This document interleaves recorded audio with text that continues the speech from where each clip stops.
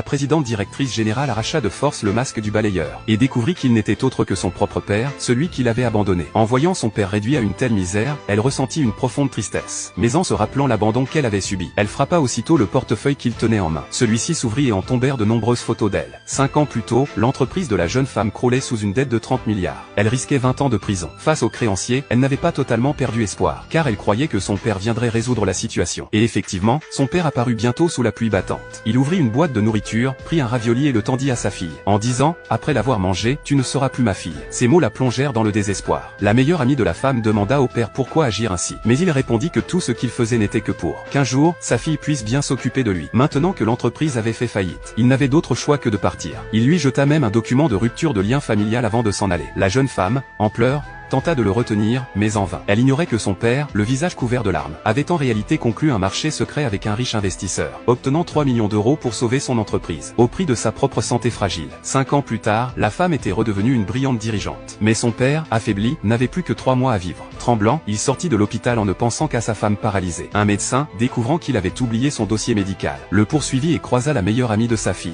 Celle-ci, intriguée, demanda ce qu'il avait. Le médecin